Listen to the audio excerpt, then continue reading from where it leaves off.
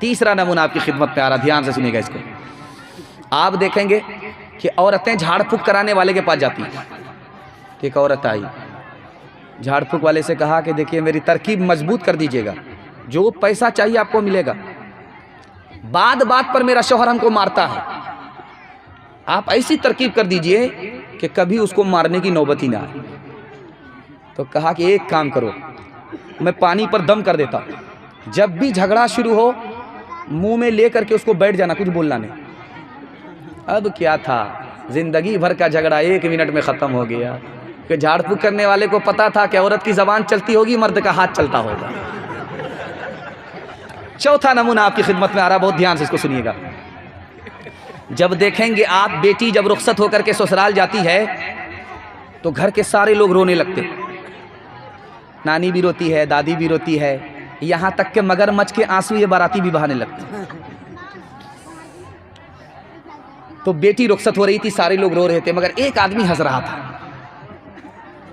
तो बच्चा कहता अब्बा सबका रोना तो समझ में आ रहा, बेटी रुखसत हो रही है, मगर एक आदमी क्यों हंस रहा? कहा कौन बेटा, कौन हंस रहा? कहा ये दूल्हा बाबू हंस रहा। अल्लाह अल्लाह अल्लाह, रुमाल में मुंह छुपा करके हंस रहा था, दूल्हा बाबू हंस रहे। कहा कि अल्लाह ये हंस रहा। अब बेटा घबराने की कोई बात नहीं है, अभी तो रुखसती का मौका है, हम लोग रो रहे, हम लोगों की बारी आएगी, एक मरतबा आएगी, ख़त्म हो जाएगी। तो इस बदनसीब को ज़िंदगी भर रोना है, इसलिए हंस रहा। आखिरी बात आपको बताने के लिए जा रहा हूँ, बहुत ध्यान से इसको सुनिएगा। दामाद बहुत चालू होता है, जब उसके घर में अच्छा खाना नहीं होता तो सीधे ससुराल पहुँचता कि वहाँ मुर्गा मिलेगा। सास भी बहुत चालू थी, सोचा कि एक दिन खिलाएंगे, रोज़ आएगा परकल गिदरा ककड़ी खेत, एक दिन ऐसा सबक सिखाएंगे ज़िंदगी भर कभी नहीं आएगा। जैसे ही दामाद ससुराल पहुँचा, बुढ़िया ने खिचड़ी बना करके दी थी। अल्लाह, खिचड़ी देखने के बाद दामाद का जो तलवे का खून था वो दिमाग पर आ गया। कहा कि अम्मा ये जेल खाना है और मैं कैदी हूँ कि मुझको खिचड़ी दे दिया। कहा बेटा खिचड़ी को बुरा भला मत कहो, अमीर भी खा लेते हैं, गरीब भी खा लेते हैं, किसी का पेट खराब नहीं होता। समझ में आ गया, अल्लाह अल्लाह, ये तो मुर्गा बचाने की प्लानिंग। तो कहा कि अम्मा ये खिचड़ी तो दे दिया, रूखी सूखी कैसे खाई जाएगी, घी तो दे दो। बुढ़िया एक नंबर की कंजूस थी, कोठी में छुपा करके घी को रखा था।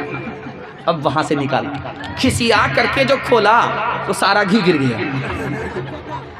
अब बुढ़िया को बड़ा सदमा हुआ कि कौन सी गलती कर लिया, ये तो सारा घी दामादी खा लेगा। तो बुढ़िया ने दिमाग लगाया, कहा बेटा अकेले खाओगे बरकत नहीं होगी, मुझको शामिल कर लो, बरकत ही बरकत है। अल्लाह, अब दामाद को समझ में आ गया अकेले खाने नहीं देते। वही दामाद है, वही खिचड़ियाँ खाने वाला, खिचड़ी खाने वाला का हाल देख लीजिए, ज़रा ध्यान से सुनिएगा। हाँ वो खिचड़ी खाने वाला है, ध्यान से सुनिएगा। हाँ हाँ मैं समझ गया, वो फूल वो उसी तरह रहेगा, रहने दीजिए उसको, वो समझ गया। ध्यान से सुनिएगा। तो अब जब बुढ़िया को इजाज़त मिल गई खिचड़ी खाने की, अरे ये माई को क्या हुआ भाई, हाँ माई को क्या हुआ, अच्छा वो सीटी से भागा, अल्लाह का बहुत बड़ा करम हुआ, सीटी सुन करके भागा है। तो बुढ़िया ने देखा कि खिचड़ी में सारा घी दामाद की तरफ है, अपनी तरफ नहीं है। दिमाग लगाया कि सारा घी उधर से इधर टानना।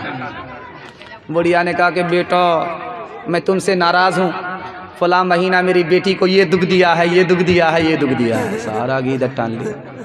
तो दामाद ने देखा कि ये बुढ़िया अजीब नहीं अजूबा है। अल्लाह अल्लाह। तो दामाद ने कहा अम्मा कौवे से ज़्यादा कौवे का बच्चा चालाक होता है, अगर मैंने वो दुख दिया है तो ये सुख भी दिया है, ये सुख भी दिया है, ये सुख भी दिया है, दुख सुख को मिलाना पड़ता, तब जिंदगी कटती है।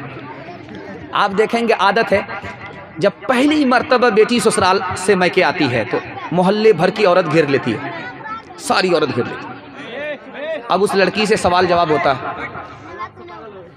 हाँ अब उस लड़की से सवाल जवाब होने लगता है। तो एक औरत कहती है कि बेटी तुम्हारा शौहर कैसा था? तो लड़की कहती है माशाअल्लाह। तुम्हारे ससुर कैसे थे? तो सुभान अल्लाह। तुम्हारी ससुराल कैसी थी? अल्हम्दुलिल्लाह। अब लड़की से पूछा जाता है कि सास कैसी थी बेटी? تو لڑکی کہتی انا للہ استغفر اللہ لا حول ولا قوت الا باللہ، جلے تو جلال تو اس بلا کو ٹال۔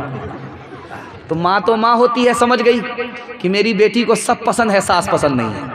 تو ماں نے کہا کہ بیٹی میرے سوال کا جواب دو، پہلی مرتبہ جو میکے سے سسرال گئی تھی کون لے کر کے گئی تھی؟ کہ ساس آئی۔ 100 لڑکی میں مجھ کو پسند کیا تھا، اپنے بیٹے سے نکاح کرا کر کے بہو بنایا، پھر میکے سے سسرال لے گئی۔ اب ماں نے کہا کہ بیٹی ساس کو مصیبت بھول سے مت سمجھنا، یہ ساس کا احسان ہے اتنی اچھی سسرال مل گئی، یہ ساس کا احسان ہے اتنے اچھے شوہر مل گئے، یہ ساس کا احسان ہے اتنے اچھے سسر مل گئے۔